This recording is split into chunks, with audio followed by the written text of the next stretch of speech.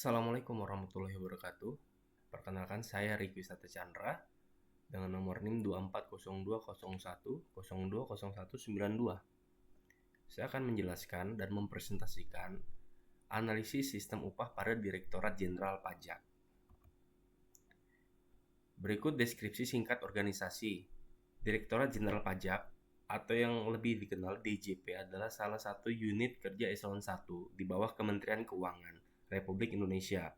DJP sendiri memiliki peran penting dalam menghimpun penerimaan negara melalui sektor perpajakan.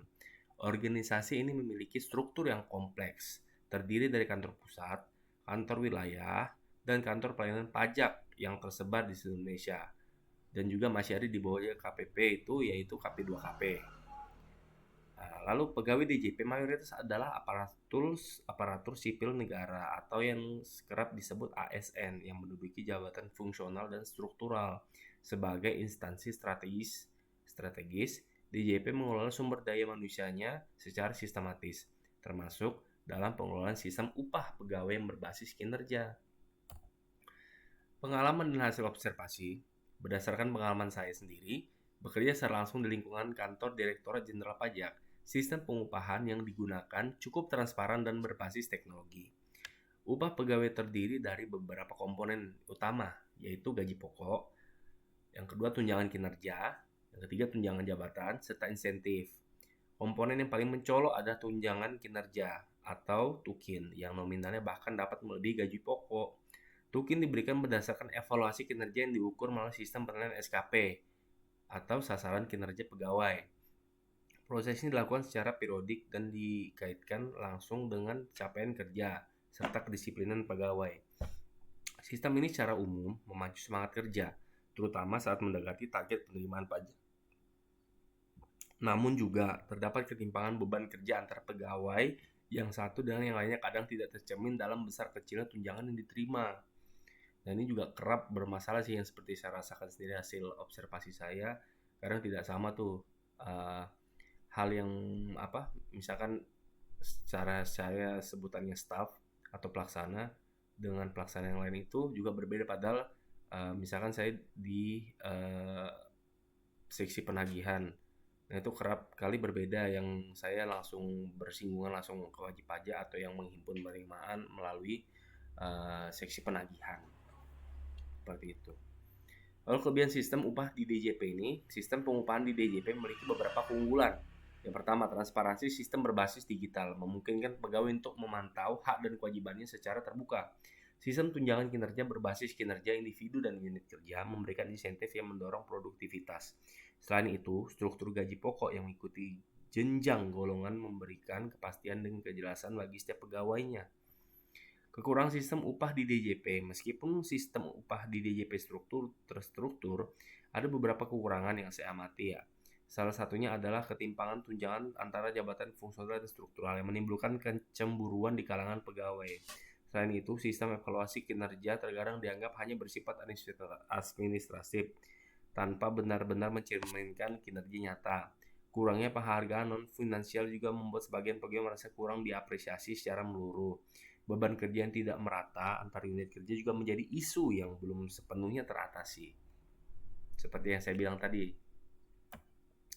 Analisis teoritis MSDM. Jika dikaitkan dengan teori manajemen sumber daya manusia, khususnya teori total reward dari Armstrong 2007, sistem upah di DJP cenderung kuat dalam aspek finansial, namun masih lemah dalam aspek penghargaan non-finansial, seperti pengakuan lingkungan kerja dan pengembangan karier. Selain itu, praktik penilaian kinerja belum sepenuhnya sejalan dengan prinsip performance-based pay yang diungkapkan oleh Milkovic dan Newman 2013. Karena dalam praktiknya, seringkali kinerja tidak sepenuhnya mencerminkan kontribusi nyata pegawai. Oleh karena itu, pendekatan kompensasi yang menyeluruh perlu lebih dioptimalkan. Saran dan solusi realistis. Untuk meningkatkan efektivitas sistem di upah di JP, saya menyarankan, mungkin secara pribadi saya, yaitu yang pertama, perlu adanya penyempurnaan sistem penilaian kinerja agar lebih objektif dan berbasis data yang aktual.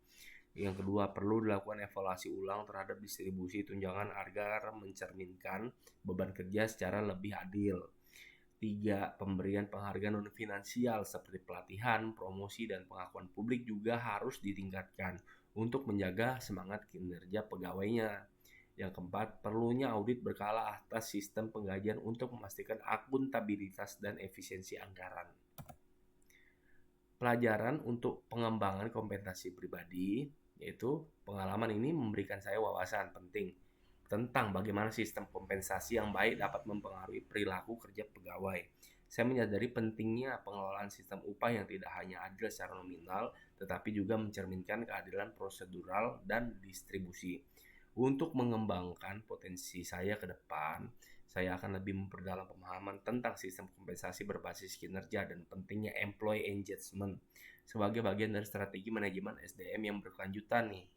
Hal ini akan menjadi bekal berharga bagi saya apabila kelak terlibat dalam pengambilan keputusan di bidang kepegawaian.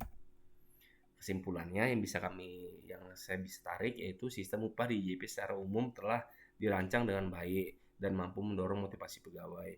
Namun terdapat ruang perbaikan, khusus dalam keadilan distribusi, efektivitas penilaian kinerja, dan penguatan aspek non-finansial dengan pembenahan yang tepat. Sistem ini dapat menjadi contoh pengelolaan kompensasi yang ideal dalam sektor publik nih. Pembelajaran dari pengalaman ini memperkaya pemahaman saya tentang kompleksitas manajemen SDM di lembaga pemerintahan. Berikut adalah referensinya.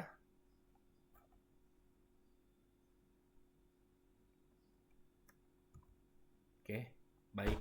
Terima kasih. Wassalamualaikum warahmatullahi wabarakatuh.